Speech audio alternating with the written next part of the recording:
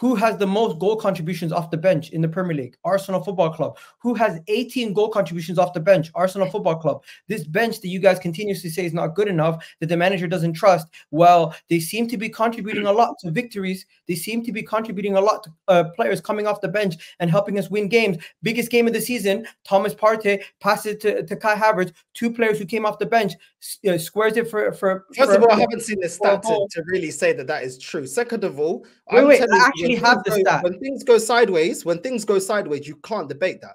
The first leg, we're only 1-0 down. We're only 1-0 down. He only makes 1 substitution. That's not trust in the bench. I'm sorry, you can't call that trust in the bench. Statistically, in the second half. And in the second leg, the penalties got us over the line, not the bench. And he was adamant to not make changes. And he was forced to make changes because we're trying to get through. And he's making changes in the 80th minute. When things go sideways is when you'll see what this manager's really about in terms of tactics and in terms of his substitutions. And you cannot say when things have gone wrong that he has trusted this bench. He has not trusted this bench. You want to know something, Northside? You may trust it, but he hasn't. Northside, you want to know something? Your statistics tell you you're wrong. Because he actually has the most goal contributions off the bench in the Premier League. So statistically, it says that Mikel Arteta trusts his bench more than any other team in the league, based on the fact that they've contributed the most. Maybe, you know what? Maybe it's not that he trusts them the most. Maybe he's gotten the best out of his bench. So when you're talking about the Pep Guardiolas, the Klopps, all these other managers, they have not gotten more out of their bench than Arteta has this season in the Premier League. Now let's go to Porto. I think you're wrong there, because when you look at Liverpool, when they talk about the amount, they said Liverpool scored about 118 goals this season.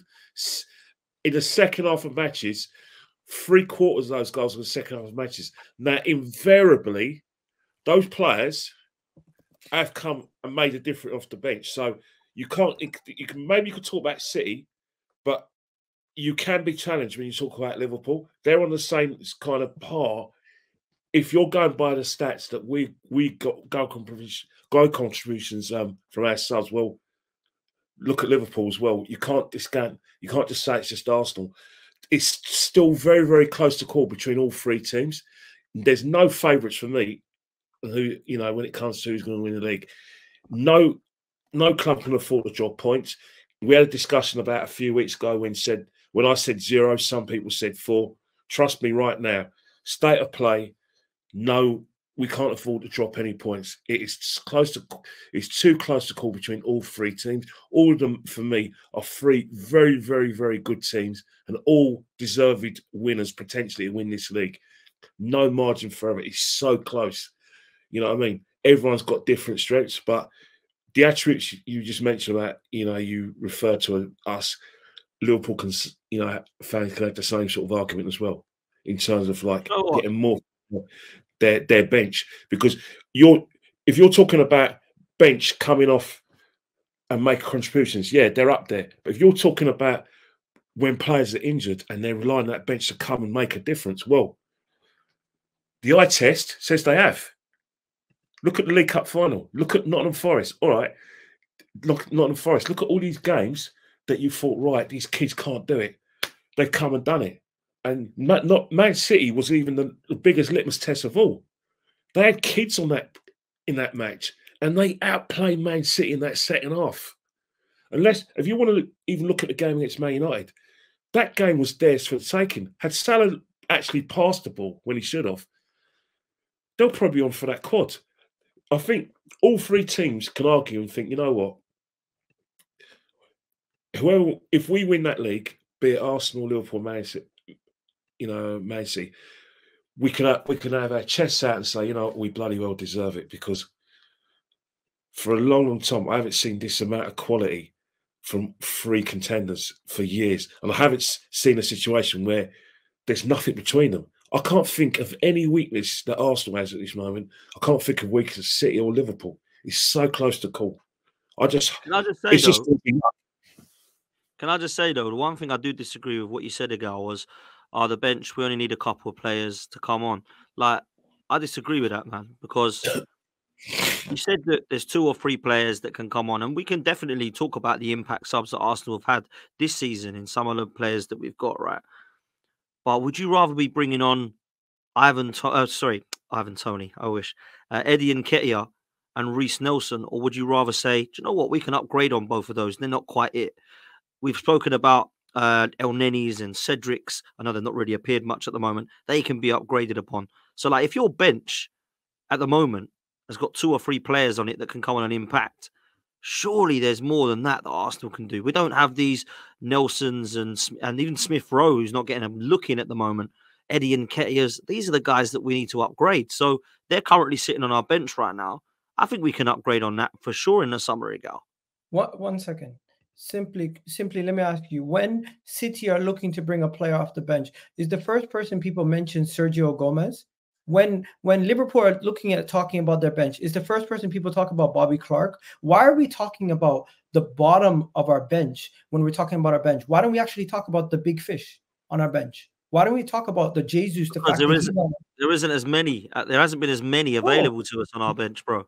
Right now, we have big fish on our bench, bro. We don't need to worry about Eddie and Nketiah, because if Martinelli is fit, Trossard's on the bench and Jesus is on the bench. If Martinelli is not fit, you still have Jesus on the bench as an option, or Trossard, one of them, right? So why are we talking about Eddie when it comes to Reece Nelson? We do now. But what happens if we get injuries? This is what I'm saying. Like, it's fine when everyone's fit. When everyone's fit, we're cool. We've got a great bench. But we're never going to have that, man. So I guarantee you now, right? Everyone's fit. I guarantee you a couple come back from international break. But everything is relative. Did you look at the bench for the Liverpool Man City game? City on their bench, the only difference makers they had were who? Oscar Bob to come on? Who came on against Newcastle and won the game for us. One second. Yeah, Eddie Nketiah scored a hat-trick. We don't talk about it anymore. Big deal. Then you have Liverpool. Liverpool's bench. Did you see Liverpool's bench versus City? They had absolutely nobody. They had Bobby Clark, James McConnell, Tsimikas. Like, when we talk about our bench, we say all doom and gloom. But when you actually look compared to other people, we're in good stead. So you don't think we need it much in the summer then? No. You can always improve in the summer. That's not what I'm saying. At this moment in time, that is what I'm saying. No. You can always improve. That's not a question. I would want Eddie and Nketiah and Reece Nelson to be moved on in the summer. But I'm saying the quality that we have in our team at this moment in time is good enough and is on par with other teams. Maybe they have more world-class status players, but when you look at the benches on any given match day, our bench is just as good as anybody else's. Anyone disagree with that? Bro, I can't even believe that you're even saying that. I can't even believe that you're even saying that. It's actually mad.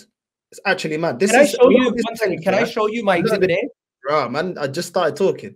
No. Let Northside say his point, man. Bring up what you want to, though, go, and I'll bring it up if you want. But let Northside say his point, man. Come on. I ain't even got the strength today to argue. I can't even lie. I'm just gonna say this. Look, Egal, I'm tired. You know what I'm saying? Listen, Egal. This is still the majority, about 90% of this bench is still the bench that this fan base said is a light bench. Let's not start moving the goalpost now because things are looking okay at the moment. This bench still ain't good enough. If you need a goal, Nketiah doesn't guarantee you a goal. If you need a goal, Jesus does not guarantee you a goal. We've already seen his tally at Arsenal and his previous tally at Man City. He's not a goal scorer. Neither striker option is a goal scorer. The main one we go to on the bench is Trossard. Let's keep it real, bro. That is the main one that we say is quality. Partey, I'll give you Partey. Our midfield options, Fabio Vieira has never been consistent. Neither is ESR. So neither 4 of those players are good enough. Reece Nelson isn't good enough. Listen, I don't think Pepe was good enough, but I've seen Pepe do more for this club than Reece Nelson's ever done. Do you know what I'm saying? I've never even seen Reece Nelson have a great loan spell like we saw with Balogun out in the League One. So these players we don't truly rate. Let's keep it 100%. El Nene, we see how the fan base really feel about El Nene because since he's got his new contract and we got our new toy Declan Rice, nobody talks for El Nene to start. Nobody talks for El Nene to play. Cedric, we're trying to flog Cedric to Fulham for £25 million. That tells you everything you gotta say about him. So what are we talking about? None of this bench actually offer us anything when things go wrong. If you need a goal scorer, there's no proven goal scorer. At the end of the day, even when you're telling me we've got options, this manager, even last season, preferred to play Trossard through the middle than Nketiah. Do you know what I'm saying? The midfield is not that strong. It's really not that strong. ESR is looking worse and he's been unfit. Fabio Vieira is not a consistent impact sub. He was okay at the start of the season for 2-3 games. He come off of the bench.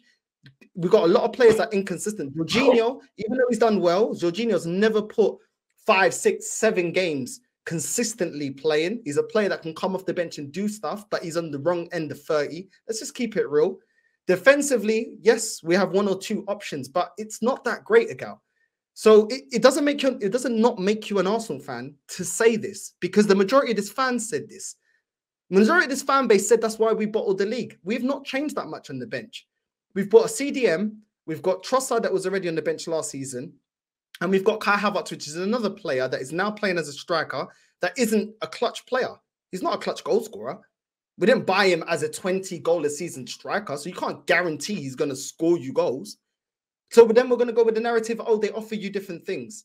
End of the day, these players don't guarantee off the bench get you over the line, which is why I refer to when things went but sideways, they didn't get us through and over the line. And this manager didn't look at that bench and say, you know what?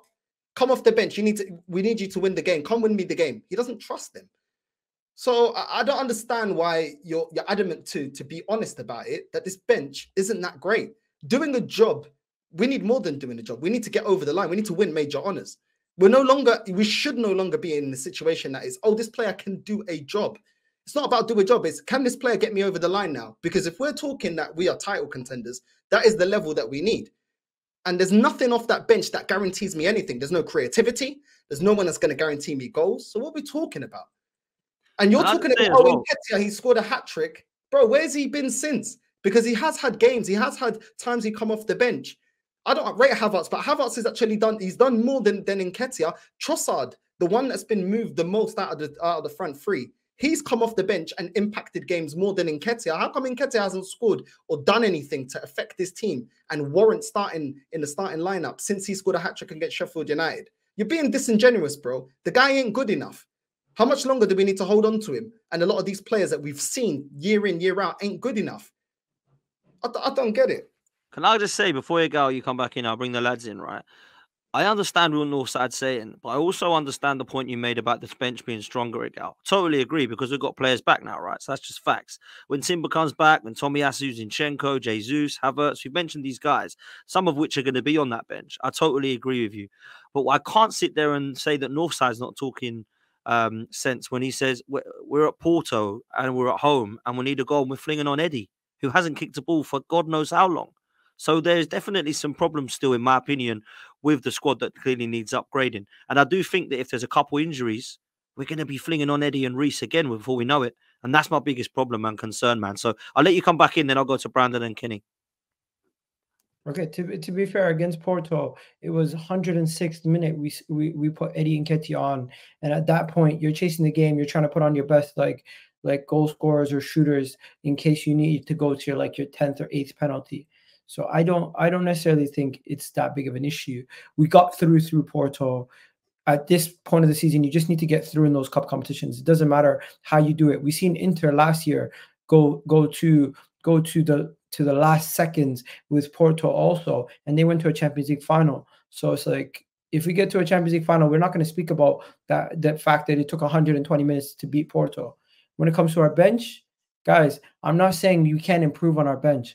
I'm just merely saying it's not all doom and gloom. When we look at our bench, you don't have to. The first name you have to look at is not Eddie Nketiah anymore. The first name you have to look at is not, what do you call it, Fabio Vieira anymore. The first name, not what you're looking at, is not El Neni anymore. We had unused substitutes against Porto. We had Tomiyasu, Partey, both unused substitutes. They would have made a difference in majority of the games throughout the season if we brought them off the bench. We also brought on Jesus, which you guys didn't mention. We brought on Zinchenko, who was also a key part to our team last year. So we've upgraded in starters, and we now move them to the bench. Clearly, our bench is stronger. That's all I'm saying.